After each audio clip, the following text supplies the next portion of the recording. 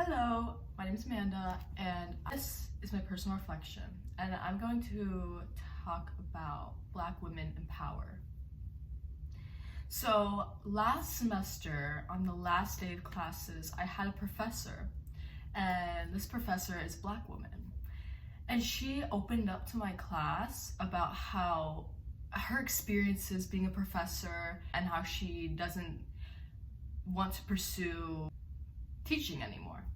And then she opened up about her struggles, which included she felt like a failure, and she felt like she was the worst teacher ever, and she didn't, give anything to her students, and all her student reflections, or not all of them, but a lot of them were personal attacks. They felt more like personal attacks than constructive criticism. The only time she tied it to her identity, like her experiences with her identity, was when she said that her Black women coworkers relate to a lot of things that she has been struggling with, including the student feedback and how they feel like personal attacks. The Power chapter, they talked about how the medical field is deeply flawed. So Black women, in the data that they find, Black women are 3 times more likely to die from maternal issues when compared to white maternal women. And as a whole, the data tracking maternal tragedies is weak. This is very reflective of which identities society values. Black women are 3 times more likely to die than white women with maternal issues.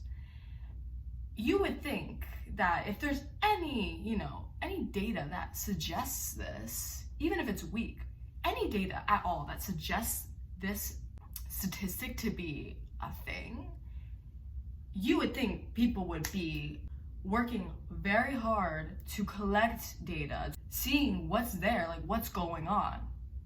So this is a great example of privilege hazard, which is also brought up in the Power chapter. Privilege hazard is basically deficiencies created in systems.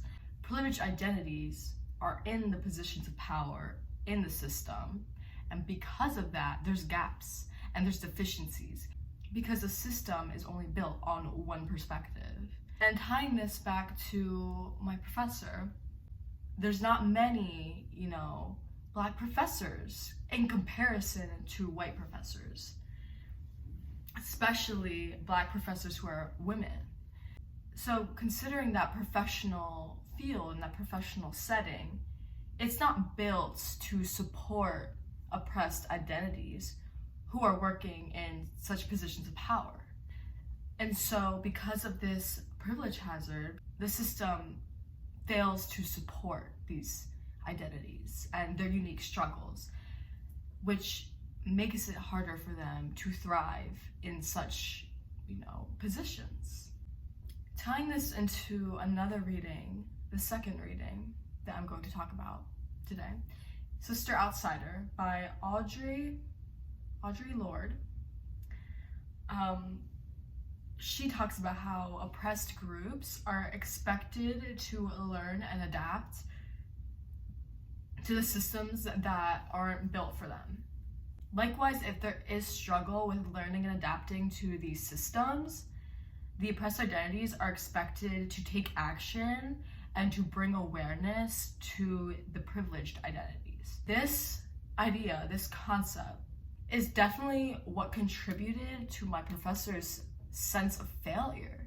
And it's likely that she felt like the discrepancies in the system, the lack of support that her professional settings offered her, was her responsibility. The challenges she faced working in a system that wasn't built to support her was her being weak and was her failing. That intensifies her feeling of struggle.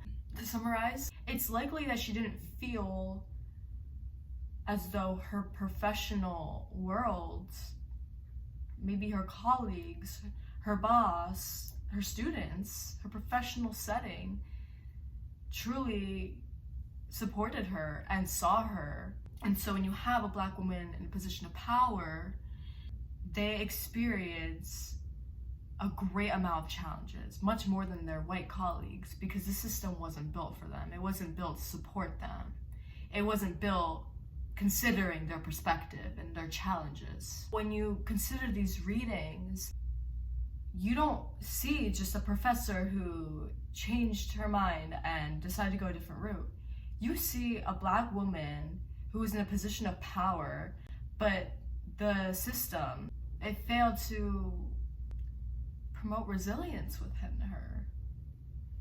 It failed to encourage her to thrive, and it failed to support her. Put it that simply. And so this raises a question that we must consider. How could we increase support for Black women in power? Thank you for watching. I enjoyed this assignment. It feels important, and yeah, thank you.